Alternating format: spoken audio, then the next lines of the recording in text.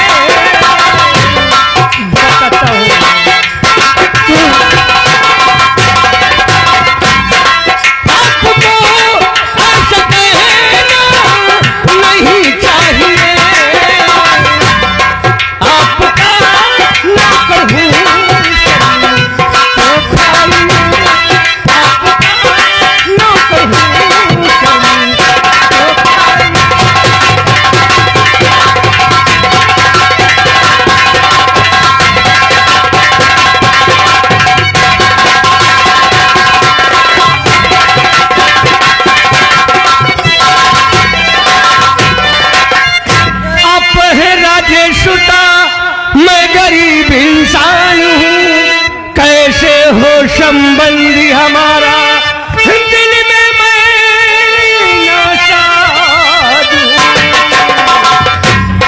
इस गरीब को दिलिए नहीं चाहिए, इस गरीब को दिलिए।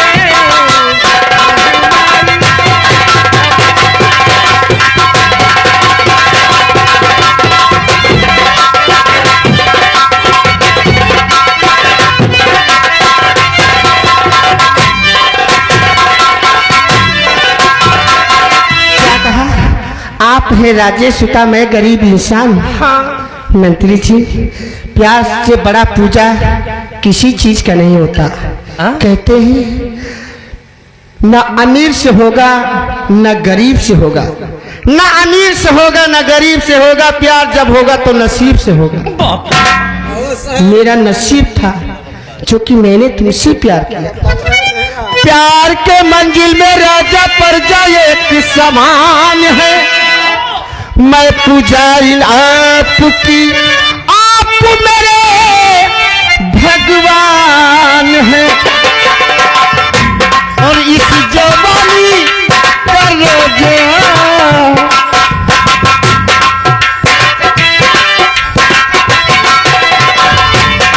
इस जवानी का सैया मजा दीजिए, इसी जवानी का रोजा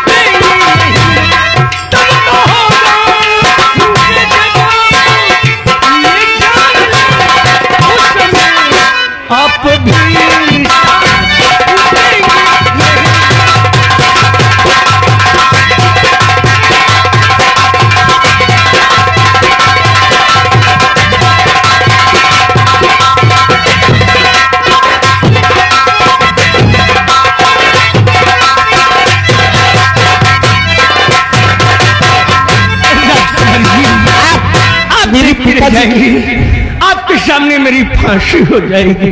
आप मेरे पिताजी को डरते हैं? हाँ। राजा साहब के दिल में न चिंता करो जी, राजा साहब।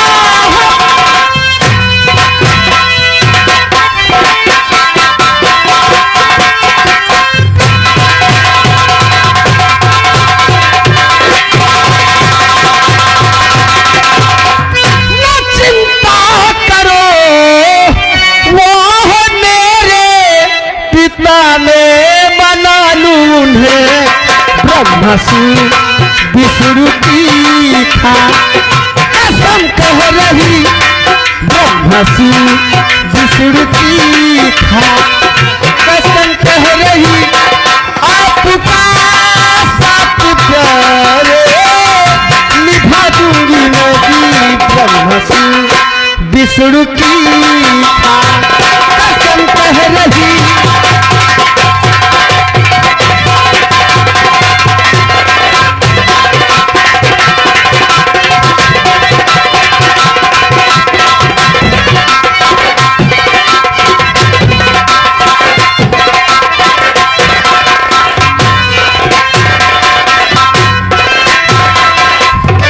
राजकुमारी जी, आप मेरे पिताजी की चिंता मत करें, वो मेरे पिता हैं, मैं उन्हें मना लूंगी, वो मेरा वादा है। कश्मीर तो आप बहुत ऊंची खाई जी, इसलिए यकीन करता हूँ। हाँ, फिर? लेकिन इस गरीब को धोखा नहीं देना। रघुकुल रीत सदा चली आए, प्राण जाए पर वचन न जाए। सच? हम लोग क्षत्रिय हैं। अच्छा, जिससे वचन देते उससे निभाते हैं। यदि राधा यही राजकुमारी तेरा मन हाँ कर लिया, मुझे को मंजूर है, लग जा गले से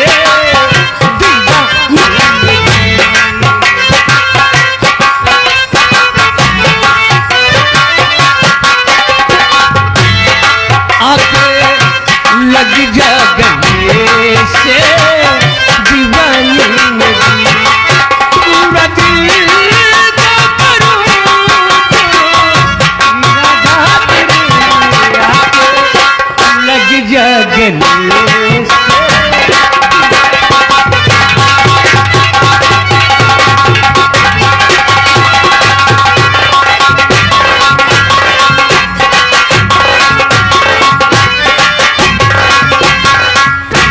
भैया आधार कार्ड बनता है का?